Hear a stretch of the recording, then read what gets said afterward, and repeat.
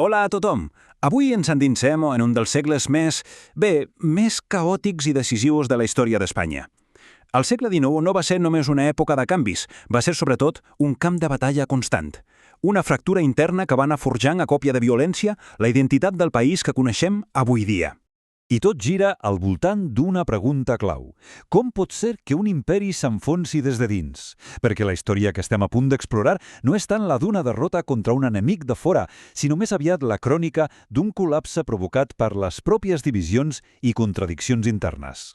Mireu, només cal donar un cop d'ull a aquesta cronologia per entendre la magnitud del drama. De principi a fi, el segle XIX és una cadena de guerres terribles, però el que crida més l'atenció és que la majoria no són guerres contra altres països, no, són guerres civils, espanyols lluitant contra espanyols. Aquest és el taló de fons de tot el que veurem. I el punt de partida de tot plegat és aquest. Comença amb una invasió estrangera, la de Napoleó, que actua com a detonador. Però el que detona no és la unitat, sinó una revolució política a dins mateix d'Espanya. Napoleó, la veritat, va ser increïblement astut. Va veure perfectament la crisi de la monarquia espanyola amb un rei, Carles IV, absolutament superat, i el seu ministre Godoy. I els va parar un parany perfecte, el Tractat de Fontainebleau. La jugada era, en teoria, senzilla, deixar que les tropes franceses cruessin Espanya per atacar Portugal. Però, és clar, era un engany. Un cop van ser a dins, els soldats francesos ja no van marxar, van començar a ocupar les ciutats més importants i el pla real de Napoleó va quedar al descobert. Volia el control de tota la península. I aquí ve el més interessant. La invasió francesa parteix la societat espanyola en dos. D'una banda, els anomenats afrancesats. Eren una part de l'elit il·lustrada que veien en el germà de Napoleó, Josep I, l'única via per modernitzar el país. Però a l'altra banda, la immensa majoria, els patriotes, que volien fer fora els francesos, estaven dividits entre ells. O sigui, tenim un país en guerra contra un invasor i resulta que els que lluiten junts per expulsar-lo tenen idees radicalment oposades sobre què fer després.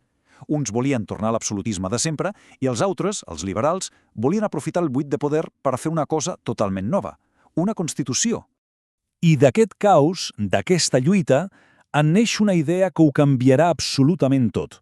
Se va materialitzar a Càdiz, l'únic lloc que aguantava l'atac francès.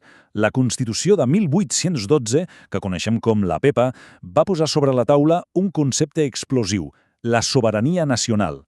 Què vol dir això? Doncs bàsicament que, per primer cop, es deia que qui mana no és el rei perquè sí, perquè Déu ho vol, sinó que el poder és de la gent, de la nació. Sobre el paper, els súbdits passaven a ser ciutadans amb drets, una autèntica bomba. I ara, atenció, perquè la història fa un gir de guió digne d'una tragèdia. Un cop els francesos són derrotats, el rei Ferran VII torna de l'exili. La gent l'aclama, l'anomenen el desitjat. Però aquest desig aviat es convertirà en un autèntic malson. La primera cosa que fa Ferran VII en posar un peu a Espanya és signar el decret de València i fulminar-lo tot. La frase que fa servir és demolidora. Diu que tot el que es va fer a les Corts de Cadis és nul i de cap valor, ni afecta ara ni en cap temps, com si no haguessin passat mai. Literalment esborra del mapa tota la revolució liberal. La Constitució en queda prohibida i comença una cacera brutal contra tots els que l'havien defensat. I a partir d'aquí, el seu regnat és un autèntic batibull, un pèndol que no para de moure's d'un extrem a l'altre. Primer, 6 anys d'absolutisme i repressió. Després, un cop d'estat d'un militar, Riego, l'obliga a acceptar la Constitució durant 3 anys. És el que es coneix com el trienio liberal. Però la cosa no dura. Amb ajuda de l'exèrcit francès, torna a imposar un absolutisme encara més bèstia, durant l'anomenada dècada ominosa. Una inestabilitat total. I quan el rei mor, un podria pensar, bé, per fi una mica de pau. Doncs no. Tot el contrari. El problema no només no es resol, sinó que explota. Una simple baralla per la successió al tron es converteix en l'excusa perfecta per a una guerra civil duríssima entre dues maneres radicalment diferents d'entendre el món. Aquí tenim la fotografia perfecta de les dues Espanyes. D'una banda, els isabelins, que donaven suport a la filla del rei Isabel II, eren bàsicament els liberals. Tenien el seu poder a les ciutats, a l'exèrcit, i volien una Constitució i un Parlament.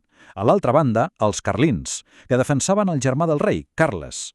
Ells eren els absolutistes, forts al camp, amb el suport total de l'Església, i lluitaven per la tradició, la religió i el manteniment de les lleis antigues, els furs. Això no era una simple baralla de família, era una guerra entre dos models de societat. I el seu lema, Déu, Pàtria i Rei. Ho diu tot. És una declaració de principis en 3 paraules. Déu perquè defensaven un catolicisme a ultrança contra les idees liberals, que consideraven pecat. Pàtria entesa com a la defensa de les tradicions i les lleis pròpies de cada territori, els furs, enfront d'un estat centralitzat. I rei, però ull, no qualsevol rei, un rei absolut, sense límits, sense constitució que el molestés. Bé, després de dècades de guerres carlines, de cops d'estat i d'inestabilitat, sembla que per fi arriba una mica de calma. És el que es coneix com la restauració. Però compte, perquè aquesta pau tenia trampa. Era una pau falsa, un sistema molt ben pensat per donar estabilitat. Sí, però a costa de sacrificar la democràcia de veritat. I com funcionava aquesta farsa? Doncs era un mecanisme gairebé perfecte, un autèntic teatre polític. Els dos grans partits, el conservador i el liberal, es posaven d'acord per anar-se alternant del poder de manera pacífica. Tot estava pactat per endavant. El rei nomenava un president, aquest convocava eleccions i el ministre de torn ja cuinava els resultats. I abans de tot, a nivell local, la peça clau era el cacic, que s'encarregava que la gent votés el que tocava. I qui era la peça clau de tot aquest engranatge? El cacic.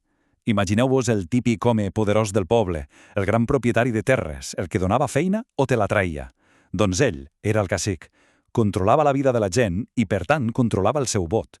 Si votaves bé, et feia un favor. Si no, et podia amenaçar de prendre la feina o la terra. Era el guardià local d'un sistema corrupte. I si amb les amenaces del cacic no n'hi havia prou, doncs es passava directament al pla B, el frau descarat, la tupinada. El nom ve de les tupines, les olles on es ficaven els vots. Es feia de tot, fer votar els morts, canviar una urna per una altra ja plena amb els vots correctes o directament fer desaparèixer les paperetes del rival. Era la garantia final que el resultat seria sempre el que s'havia pactat a Madrid. Però és clar, aquest sistema tan artificial, dissenyat per mantenir la carma a dins, no podia amagar la immensa debilitat d'Espanya a l'exterior. El problema és que pots construir un castell de cartes molt maco a casa, però si a fora bufa vent, tot s'ensorra. I això és exactament el que va passar. L'any clau és aquest, 1898. En una guerra llàmpec i absolutament humillant contra els Estats Units, Espanya perd les seves últimes grans colònies, Cuba, Puerto Rico i les Filipines. Allò no va ser només una derrota militar, va ser un trauma nacional, un cop psicològic brutal que es coneix simplement com el desastre del 98. La il·lusió de l'imperi s'havia acabat per sempre. I d'aquesta humiliació neix un corrent de pensament molt potent, el regeneracionisme, amb una figura clau al capdavant, Joaquim Costa. Ell va fer un diagnòstic dels problemes del país que es va fer famós amb només dues paraules, però que eren un cop de puny sobre la taula: escola i rebost. Què volia dir amb això?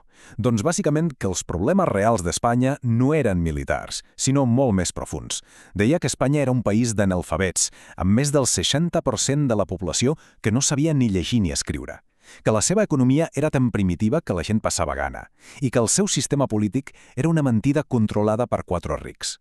La seva conclusió era clara: sense menjar i sense educació era impossible tenir ciutadans lliures i un país modern.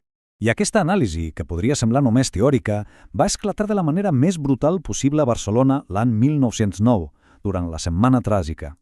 Fixeu-vos en la connexió.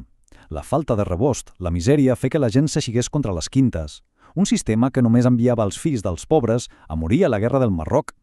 I la falta d'escola, és a dir, l'analfabetisme i la ràbia acumulada, va portar a la crema de convents, perquè la gent els veia com un símbol del poder que els mantenia en la ignorància. I així, amb aquesta imatge de foc i ràbia, acaba aquest segle turmentat. La sensació és de fracàs absolut, un segle de guerres, de revolucions traïdes i d'una democràcia de mentida que s'acaba amb un desastre i una explosió de violència popular. La pregunta, la gran pregunta que queda a l'aire i que marcarà tot el segle següent és: sobre aquestes cendres, sobre aquest llegat de fractura i de ràbia, quina mena de país podia néixer?